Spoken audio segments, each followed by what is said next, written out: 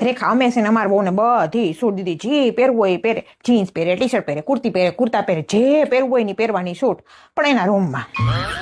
અને અમારા તરફથી એને ઘરમાં કાંઈ બંધન નહીં, એને જ્યાં ફરવા જવું હોય ને ત્યાં છૂટ. જો પૂછે એને આવું એને કાંઈ ના પડે ને તો કયો, એને આવડું મોટું ઘર છે, મેં કીધું આ રૂમમાં જા, ઓલા રૂમમાં જા, ઓસરીમાં જા, ફળિયામાં જા, જ્યાં ફરવું હોય ત્યાં ફરવાની છૂટ. આપણે કોઈ દી ના જ નથી પાડી, બોલો.